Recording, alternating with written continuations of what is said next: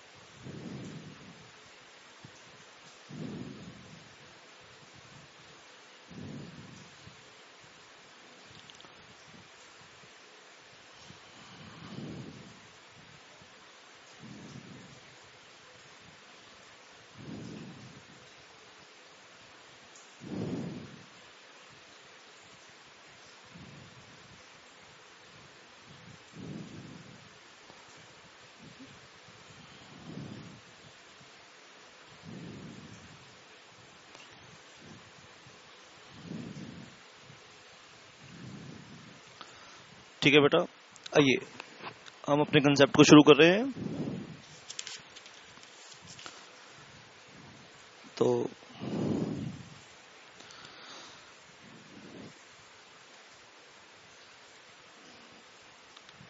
Ownership rights के बारे में आपको पता है, एक प्रॉपर्टी है, उसका एक मालिक है, ठीक है। फॉर एग्जांपल अज्यूम करते हैं एक पर्सन है और ए के पास ओनरशिप है। ए ओनर है किसका? एक इमूवेबल प्रॉपर्टी है, ठीक है। ए एक इमूवेबल प्रॉपर्टी का ओनर है। ओनर है तो इसके ऊपर ओनरशिप राइट है। ओनर है तो इसके पास ओनरशिप राइट है, ठीक है। तो कंसेप्ट को बहुत ही क्रिस्प रखते हुए, बहुत ज्यादा मैं इस कंसेप्ट को बर्डन नहीं डाल कर रहा, बहुत ही सिंपल तरीके से आपको समझा रहा हूं कि एक्चुअली मॉर्गेज क्या है, व्हाट इज मॉर्गेज, ठीक है। ए को पैसे की जरूरत है, ए बैंक के पास जाता है, बैंक कहता है लोन तो दे दूंगा, ठीक है, लेकिन मेरे लोन को सिक्योरिटाइज करो, सिक्योरिटी प्रोवाइड करो। तो ए कहता है कि मेरे पास एक घर है, मैं इस घर को आपको आपके पास एज ए सिक्योरिटी रखता हूं। तो सिक्योरिटी अगेंस्ट लोन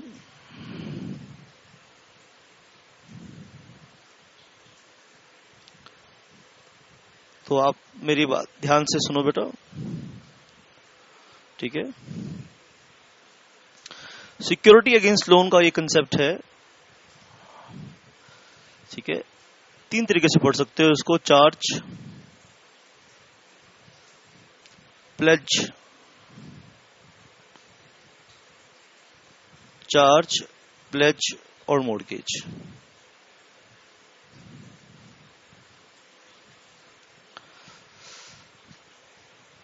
तो चार्ज पर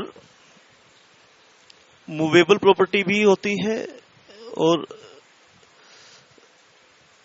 इमूवेबल प्रॉपर्टी भी होती है। प्लेज में ओनली मूवेबल प्रॉपर्टी होती है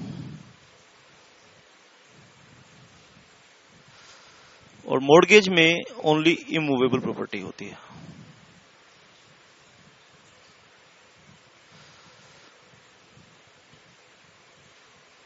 ठीक है।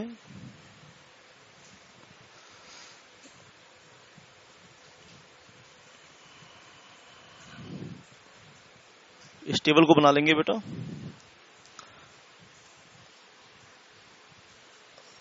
इस टेबल को बना लेंगे तो यहां लिखेंगे काइंड ऑफ प्रॉपर्टी,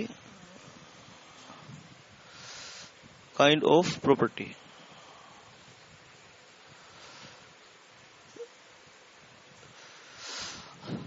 देखो चार्ज में, in the concept of charge,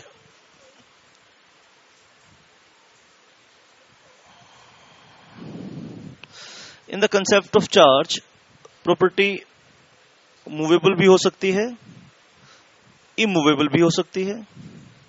ठीक है। प्लेज के केस में सिर्फ मूवेबल प्रॉपर्टी होती है, जैसे गोल्ड, गोल्ड एक मूवेबल प्रॉपर्टी है तो आप गोल्ड को गिरवी रख के लोन ले सकते हो। मॉर्गेज में इमूवेबल प्रॉपर्टी होती है बेटा। ठीक है। पोजेशन की बात करते हैं। पोजेशन ऑफ प्रॉपर्टी कहां होती है? प्रॉपर्टी की कस्टडी किसके पास होती है?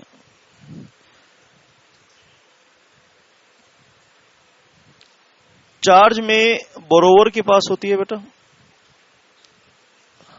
ठीक है। प्रॉपर्टी की कस्टडी जो लोन लेता है उसके पास ही रहती है। चार्ज क्रेडिटर के, मनी लेंडर के फेवर में हो जाता है। डिफॉल्ट पर वो उस प्रॉपर्टी को बिकवा सकता है जिसके नाम प्रॉपर्टी का चार्ज होता है। प्लेज के केस में मनी लेंडर के पास पोजीशन होती है। ठीक है। बोरोवर में, मॉर्गेज में बोरोवर के पास भी हो सकती है प्रॉपर्टी की पोजीशन, एंड मनी लेंडर के पास भी हो सकती है। Depend upon contract, depend upon contract between parties. समझ में बात आई कि नहीं आई बेटा? ये तीन तरीके हैं लोन को सिक्योरिटाइज करने का, सिक्योरिटी अगेंस्ट लोन प्रोवाइड करने का बेटा। तो लोन के ऊपर सिक्योरिटी कौन प्रोवाइड करता है? हम यहां पे, हमारा टारगेट क्या है बेटा?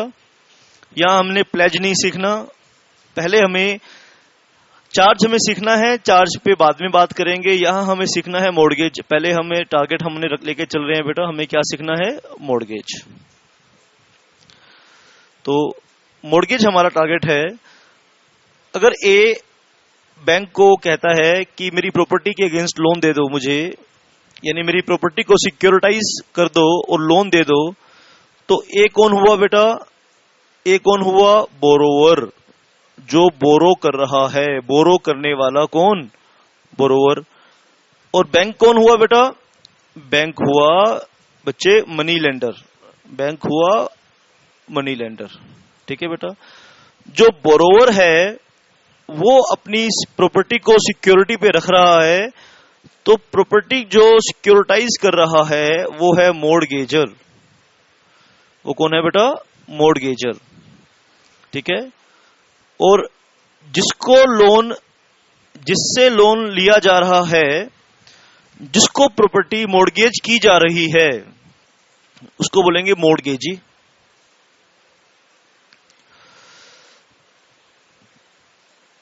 एक है मॉर्गेजर, एक है मॉर्गेजी।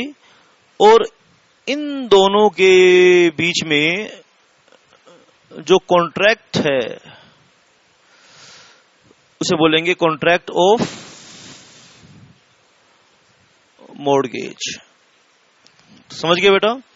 तो हमारा पहला सवाल ये है, फर्स्ट क्वेश्चन हम ये पूछ रहे हैं आपसे, who can be mortgagor and who can be mortgagee.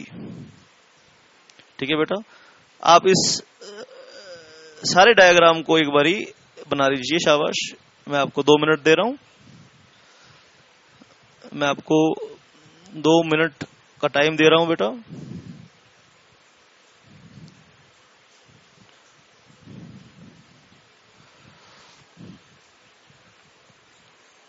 2 minute का टाइम दे रहा हूं आपको। इस सारे डायग्राम को आप बना लीजिए। शाबाश, शाबाश बेटा।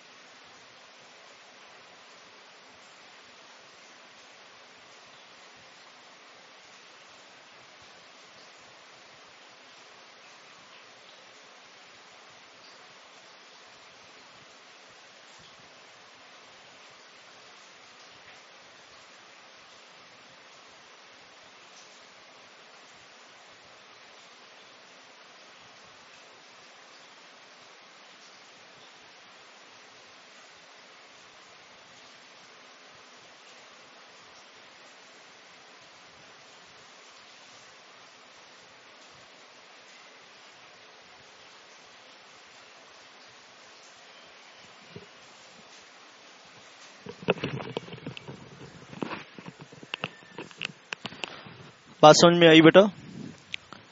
तो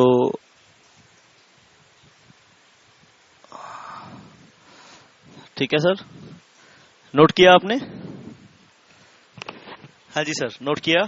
शाबाश। चलिए, अब हमारा ये सवाल है कि कौन मॉर्गेजर बन सकता है, कौन मॉर्गेजी बन सकता है। इस क्वेश्चन को हमें सॉल्व करना है। तो ये बात समझ में आई। एक चीज याद रख लो, दो पार्टीज हैं, एक बोरो करने वाला है, एक लैंड करने वाला है। जो बोरो है, जो बोरो करने वाला है, वो मॉर्गेजर है। ठीक है। एक्चुअली मॉर्गेज का मतलब क्या है, आओ एक बार इसका मीनिंग बताते हैं। मॉर्गेज का मीनिंग पता होगा, फिर याद करने में पता लगेगा कि कौन मॉर्गेजर है, कौन मॉर्गेजी है। मॉर्गेज का मीनिंग पता होगा तो समझ में आने जल्दी आ जाएगा। ठीक है। Mortgage means transfer of specific interest. Mortgage means transfer of specific interest in an immovable property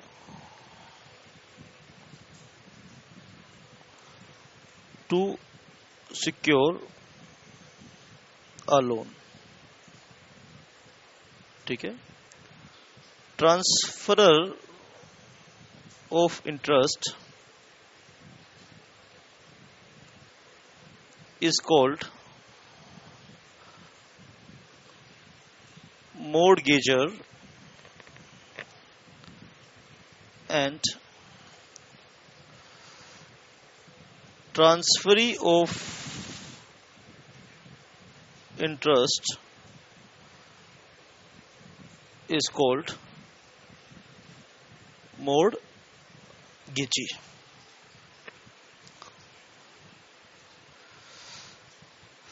शाबाश, ध्यान देना बेटा, बात को समझने की कोशिश करना। तो एक तरफ हम समझेंगे सेल ऑफ इमूवेबल प्रॉपर्टी और एक तरफ हम रखेंगे मॉर्गेज। मॉर्गेज में भी ट्रांसफर ऑफ इंटरेस्ट होता है बेटा, और सेल में भी ट्रांसफर ऑफ इंटरेस्ट होता है, दोनों में ट्रांसफर ऑफ इंटरेस्ट है। लेकिन यहां पे एब्सोल्यूट इंटरेस्ट ट्रांसफर होता है, यहां पर एब्सोल्यूट इंटरेस्ट ट्रांसफर होता है, और यहां पर स्पेसिफिक इंटरेस्ट ट्रांसफर होता है। ठीक है, शाबाश, ये फर्क है। सेल में सेल जो करता है वो सेलर होता है, और जिसको सेल किया जाता है वो बायर होता है। यहां पे means transfer of specific. Specific मतलब क्या है कि डिफॉल्ट होने के केस में जो मॉर्गेजी है, लोन देने वाला है, वो अपने क्लेम को सेटिस्फाई कर सकता है अगेंस्ट प्रॉपर्टी। ठीक है। ट्रांसफरर ऑफ प्रॉपर्टी यानी जो ट्रांसफरर कौन है, ट्रांसफरर बोरो करने वाला है, तो इसीलिए उसको बोलते हैं मॉर्गेजर। ट्रांसफरर ऑफ प्रॉपर्टी को मॉर्गेजर बोलेंगे, और ट्रांसफरी जिसको प्रॉपर्टी ट्रांसफर करी जाती है, जिसको ट्रांसफर प्रॉपर्टी की जाती है, उसे हम मॉर्गेजी बोलते हैं। ठीक है, जिसको ट्रांसफर, जो ट्रांसफर करता है वो मॉर्गेजर, और जिसे ट्रांसफर की जाती है वो मॉर्गेजी। ठीक है सर। अब क्वेश्चन ये है, who can be mortgagor and who can mortgagee. ठीक है, मॉर्गेजर कौन कर सकता है? तो सिंपल सी बात है। ठीक है, ओनर है जो वो मॉर्गेजर हो सकता है। अब ओनर कौन हो सकता है, ये बात आपको समझ में आनी चाहिए बेटा। कोई इंडिविजुअल, ठीक है, पर्सन होना चाहिए। ओनर होने के लिए क्या चाहिए? पर्सनल होना चाहिए, कॉन्ट्रैक्चुअल कैपेसिटी होनी चाहिए बेटा। ठीक है, मोटा मोटी बात तो ये है कि अगर आप पर्सन हैं, ठीक है, तो कौन कौन हो सकता है मॉर्गेजर? आप ध्यान से मेरी बात को सुनेंगे। एनी लिविंग पर्सन, ठीक है, एनी लिविंग पर्सन यानी कोई भी जीवित व्यक्ति, company, any living person, company और एसोसिएशन और body of individual who has an interest in own immovable property, जिसके पास इंटरेस्ट हो। इंटरेस्ट का मतलब क्या हो? ओनरशिप हो। जिसके पास प्रॉपर्टी का ओनरशिप हो यानी इंटरेस्ट हो, वो मॉर्गेज कर सकता है।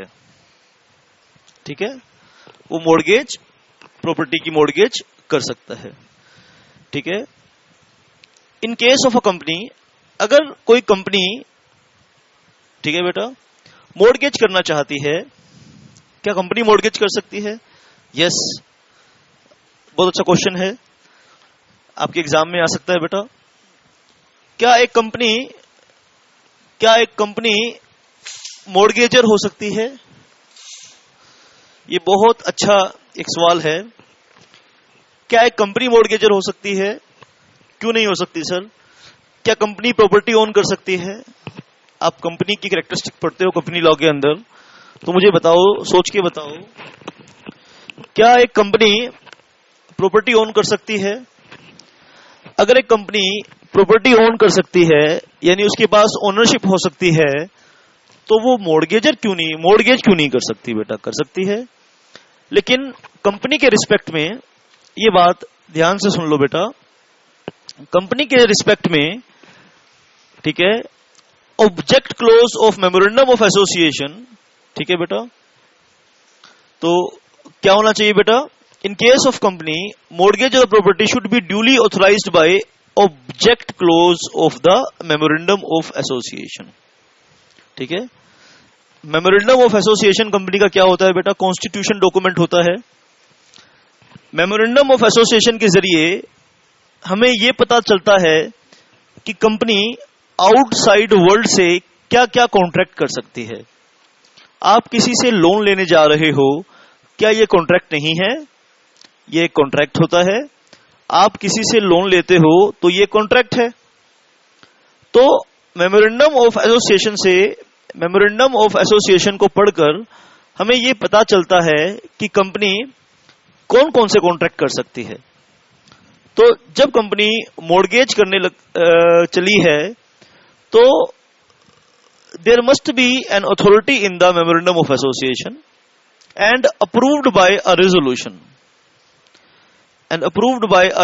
Of the board of directors. और बोर्ड ऑफ डायरेक्टर्स एक रेजोल्यूशन पास करें, क्योंकि कंपनी का अल्टीमेट जो कंट्रोल होता है वो बोर्ड ऑफ डायरेक्टर के हाथ में होता है। तो primarily, prima fascia, at the first outset, loan लेने की पावर डायरेक्टर के पास होती है। ठीक है। Further, for creation of a mortgage, the financial institution usually insist on a resolution of the share holder under section 180 of the companies act 2013। ठीक है बेटा, कई बारी फाइनेंशियल इंस्टीट्यूशन, कुछ फाइनेंशियल इंस्टीट्यूशन और सेक्शन 180 की रिक्वायरमेंट है, अगर कई बार बेटा सेक्शन 180 की रिक्वायरमेंट होती है कि आप एक स्पेसिफिक लिमिट से ज्यादा लोन लेने जा रहे हो। एक लिमिट तक तो डायरेक्टर लोन ले सकते हैं, लेकिन जब आप एक लिमिट क्रॉस कर रहे हो तो फाइनेंशियल इंस्टीट्यूशन ये इंसिस्ट करते हैं कि मेंबर्स का रिजोल्यूशन भी होना चाहिए। ठीक है बेटा, बात समझ में आ रही कि नहीं आ रही? तो कंपनी, ठीक है बेटा, कंपनी मॉर्गेज कर सकती है, कंपनी मॉर्गेज कर सकती है।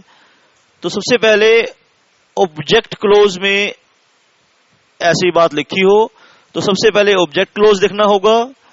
ठीक है, बोर्ड रेजोल्यूशन पास करना पड़ता है या फिर और मेंबर्स रिजोल्यूशन पास करना होता है। तो ये प्रोसीजर होता है बेटा बोरो करने का।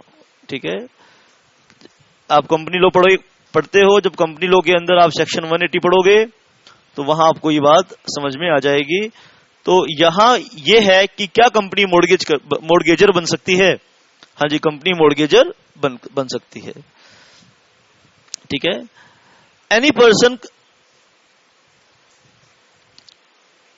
तो मॉर्गेज करने के लिए पहली क्वालिटी क्या है कि आप लोन ले सकते हो। मॉर्गेज करने की पहली क्वालिटी क्या है कि आप लोन ले सकते हो।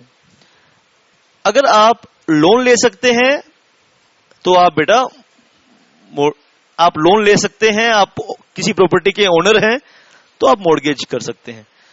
ठीक है, आप चाहे लिविंग पर्सन हो या एसोसिएशन हो, और एसोसिएशन यानी पार्टनरशिप वगैरह हो, और बॉडी ऑफ इंडिविजुअल हो। ठीक है बेटा, बॉडी ऑफ इंडिविजुअल हो तो आप मॉर्गेजर बन सकते हो। Any person capable of holding property, any person capable of holding property may take a mortgage unless he is disqualified by any special law.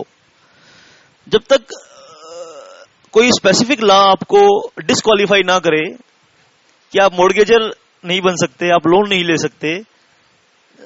ठीक है, जैसे आप इंसॉल्वेंट हो गए तो इंसॉल्वेंसी एक्ट ने आपको कह दिया कि आपने लोन नहीं लेना, तो फिर आप मॉर्गेजर नहीं बन सकते। यानी जब तक आपको एक स्पेसिफिक लॉ रोक नहीं रहा आपके पास कॉन्ट्रेक्चुअल कैपेसिटी है, आप मेजर हैं, प्रॉपर्टी को ओन करते हैं, आपके पास इंटरेस्ट इन प्रॉपर्टी है, तो आप मॉर्गेजर भी बन सकते हैं। ठीक है। जहां तक एक बच्चे का सवाल है, अ माइनर में be a mortgagee. Indian contract act पढ़ते थे बेटा हम, तो minor could be a beneficiary. Contract के जरिए आप माइनर का ओब्लिगेशन क्रिएट नहीं कर सकते। अ माइनर में बी अ मॉर्गेजी, माइनर एक मॉर्गेजी हो सकता है, but as he can not enter into contract, mortgage should be not involve any covenants by him. तो आप मॉर्गेज डीड के जरिए माइनर का कोई ओब्लिगेशन क्रिएट नहीं कर सकते। Involve any covenant by him, यानी कवनेंट बाय हिम का मतलब यह है कि माइनर का कोई ओब्लिगेशन आप क्रिएट नहीं कर सकते, वो बेनिफिशियरी हो सकता है। Thus, as we have seen above, any interest in any property which is capable of being transferred may be subject of mortgage. जो प्रॉपर्टी ट्रांसफर हो सकती है वो मॉर्गेज का सब्जेक्ट मैटर है। ठीक है बेटा। यूजुअली जो मॉर्गेज है, ये मॉर्गेज है, इस कंसेप्ट को हम इमूवेबल प्रॉपर्टी के साथ ही यूज करते हैं बेटा। और इमूवेबल प्रॉपर्टी का मतलब क्या है? Land, benefits arising out of land. जैसे लैंड है बेटा, वो इमूवेबल प्रॉपर्टी है। देखो आप जहां भी बैठे लेक्चर सुन रहे हैं, वो एक लैंड है, और लैंड इमूवेबल प्रॉपर्टी होती है बेटा। Benefits arising out of land, वो भी इमूवेबल प्रॉपर्टी होती है बेटा। जैसे एक तालाब है, तालाब में मछलियां हैं, तो मछलियां पकड़ने का जो अधिकार है वो भी क्या है? Benefit arising out of land है, तो वो भी इमूवेबल प्रॉपर्टी है। ठीक है बेटा।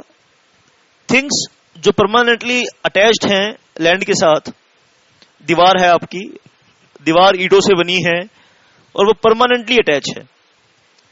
क्या दीवार को आप अलग कर सकते हो लैंड से? हाँ, हो तो जाएगी, बुलडोजर चला दो उसके ऊपर, वो अलग हो जाएगी, लेकिन उसके बाद उस प्रॉपर्टी की क्वालिटी डिक्रीज हो जाएगी। तो ऐसी सब चीजें जो आपकी लैंड के साथ जुड़ी हैं, वो इमूवेबल प्रॉपर्टी है। जैसे फॉर एग्जाम्पल आपकी कमरा देखो बेटा, कमरे की चारों तरफ देखो, कमरे में दीवारें हैं, दीवारों के ऊपर छत है, छत के ऊपर साथ पंखा है, तो पंखा छत के साथ जुड़ा हुआ है, छत दीवारों के साथ, दीवारें लैंड के साथ। तो पंखा इमूवेबल प्रॉपर्टी है कि नहीं? पंखे को क्या अलग कर सकते हो आप? अपने पंखे को अलग करके, दिल्ली में बैठे हो आप, दिल्ली से मुंबई ले जाओ, क्या पंखा वहां हवा नहीं देगा? मुंबई से आप चंडीगढ़ में ले आओ उसको, क्या वहां हवा नहीं देगा? तो जो चीजें आपकी लैंड के साथ जुड़ी हुई हैं, सोचो क्या वो अलग हो सकती हैं? ठीक है, सोचो क्या वो अलग हो सकती हैं? आंसर होगा हाँ। आंसर हर केस में हाँ है बेटा, हर प्रॉपर्टी अलग हो सकती है। हथौड़ा लेके आप किसी भी चीज को अलग कर सकते हो, लेकिन ये सोचो अलग करने के बाद वैल्यू किसकी रियलाइज होगी? अगर किसी चीज को तुम लैंड से अलग करोगे और उसकी वैल्यू खत्म हो जाएगी, ठीक है, वो कबाड़ा हो जाएगा, कबाड़ी में स्क्रैप में बिकेगा, तो वो इमूवेबल प्रॉपर्टी है, वो इमूवेबल प्रॉपर्टी है। अलग करने के बाद जिसकी वैल्यू खत्म होती है, वो इमूवेबल प्रॉपर्टी है। अलग करने के बाद जिसकी वैल्यू खत्म नहीं होती, वैल्यू एज इट इज रहती है, कोई फर्क नहीं पड़ता वैल्यू के अंदर, अलग करो या ना करो, तो वो क्या है बेटा? मूवेबल प्रॉपर्टी है। ठीक है बेटा। दो तीन चीजें ऐसी हैं, ठीक है, जो अलग नहीं हो सकती, लेकिन वो फिर भी हम उसको मूवेबल मानते हैं, इमूवेबल नहीं मानते। तीन चीजें ऐसी होती हैं। एक होता है बेटा ग्रोइंग क्रॉप्स, एक होता है स्टैंडिंग टिम्बर। एक टिम्बर इमूवेबल प्रॉपर्टी है बेटा, एक क्रॉप्स इमूवेबल प्रॉपर्टी है, ग्रोइंग क्रॉप्स, और एक ग्रास, ग्रोइंग ग्रास।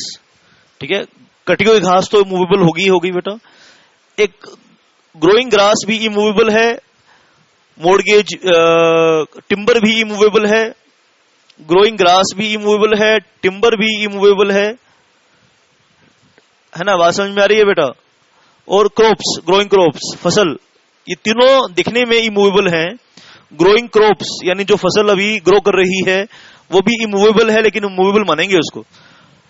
टिम्बर, पेड़ भी लकड़ी फर्नीचर जिससे बनाते हो उस पेड़ की बात कर रहे हैं, टिम्बर। पेड़ दो तरह का होता है, एक पेड़ वो होता है जिसका फल खाते हैं, एक पेड़ वो होता है जिसकी लकड़ी यूज करते हैं। तो जिस पेड़ की लकड़ी यूज करते हैं उसे टिम्बर बोलते हैं, ठीक है, स्टैंडिंग टिम्बर।